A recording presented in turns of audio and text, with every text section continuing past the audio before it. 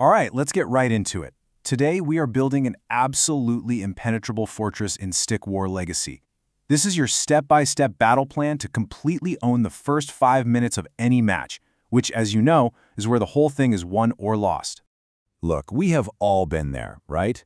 You get a few units out, you send them charging, and next thing you know, your statue is getting hammered, and it's game over. If you are sick and tired of watching your front line just melt away, you are in exactly the right place. We're going to fix that, starting now. So here's our 5-step game plan. We're going to go from fragile to fearsome. We'll start with the gold, then build our first line, get a balanced force together, master some advanced tactics, and finally build that unbreakable wall. Let's do it. Okay, first things first. We can't even begin to talk about defense or armies or anything until we talk about gold. Seriously, a strong economy isn't just a nice-to-have, it's the absolute foundation of everything. Without a good income, you've got no army, no defense, nothing. So listen up, because this is probably the single most important rule. You have got to resist the urge to attack right away. It's the biggest mistake new players make. Your first move, before you even think about a Sword Wrath, is to get 2 or even better 3 miners out there working. That's what's going to fuel everything else you do. All right, so the gold is starting to trickle in, your economy is humming, now it's time to hire some security. And believe me, the first units you choose are critical. They're what's going to keep you alive and protect those precious miners in the early game. The easiest way to think about it is like this. Your Sword Wrath, they're your living wall. They're cheap, they're fast, and their whole job is to get in the enemy's face. Now, your Archidons, they're your spears. They hit like a truck from a distance, but they're made of glass. They absolutely need that wall of Sword Wrath to hide behind. Okay, let's move into the mid-game. We've got our economy going, we've got our basic units, now we need to put them together into a force that's actually balanced. Something that can defend but also push back a little when needed. And here is the sweet spot, the magic recipe. You want 3 miners just constantly working, keeping that economy strong. Then you have 3 Sword Wrath, creating that solid front line.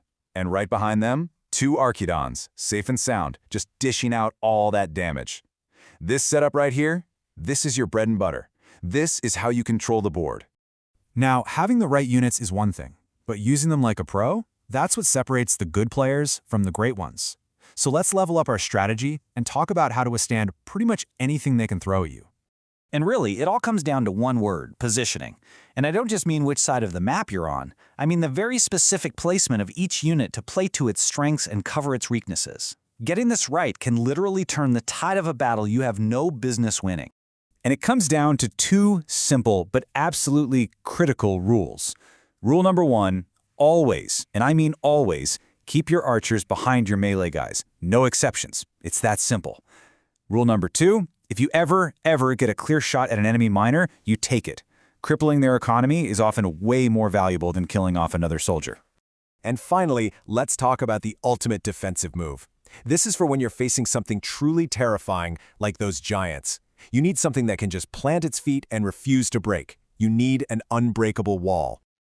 And that, my friends, is the Spearton. These guys are the ultimate tanks. Their entire job is to just stand there and absorb insane amounts of damage, holding the line while your Archidons are safe in the back, raining down arrows. Against the biggest, toughest enemies in the game, this formation is your absolute go-to. So, if there's one thing you take away from all this, let it be this. Stick War Legacy is all about balance. Victory isn't about mindless charging. It's about carefully balancing your economy with a smart, defensive-minded combat strategy. Manage the gold, build the right army, and position them like a genius. So there you have it, the complete blueprint for a 5-minute fortress. You know how to build your economy, you know how to form your lines, and you know how to position your troops to win. So the only question left is, with a defense this good, where are you going to march first?